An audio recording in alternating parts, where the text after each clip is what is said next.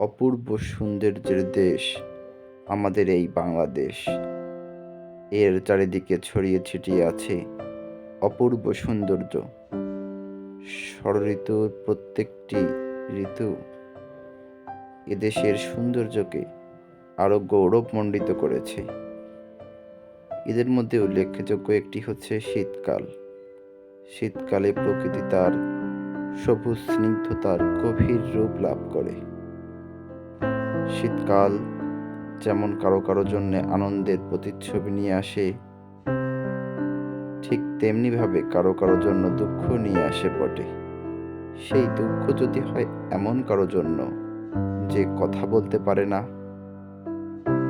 ঠিক এমনই ঘটে শীতকালে। আমরা তো সবাই খেজুর গাছকে চিনি, যার আরেক নাম হচ্ছে ক্ষতবৃক্ষ। শীতকালে হাজারো কষ্টের মধ্য দিয়ে সে আমাদের মিষ্টি রস উপহার দেয়।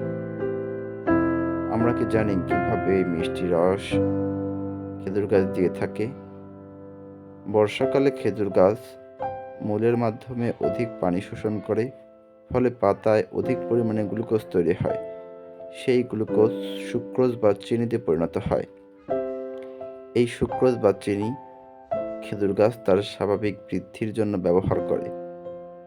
অতিরিক্ত চিনি শীতকালের জন্য স্টার্চ রূপে সংরক্ষণ করে রাখে, কারণ শীতকালে তো পানির পরিমাণ কম থাকে। শীতকালে উদ্ভিদ তথা খেজুর গাছ এই সংরক্ষিত স্টার্চ ব্যবহার করে।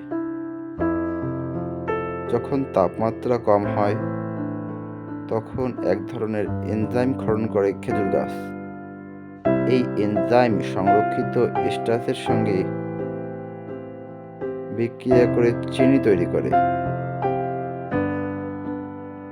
শীতকালে যে মূলের মাধ্যমে সামান্য পানি ওঠে, সেই পানি এবং চিনি পরস্পরের সঙ্গে মিশ্রিত হয়ে মিষ্টি শরবত তৈরি করে। এই শরবত নিচ থেকে উপরে ওঠে, কারণ পানি তো মূল থেকে উপরের দিকে উঠতে থাকে। এ কারণে উপরের দিকে কাটলে ওই দিক দিয়ে ওই চিনি এবং পানির মিশ্রণ, যাকে আমরা খেজুরের রস হিসেবে চিনি, সেটি বের হয়।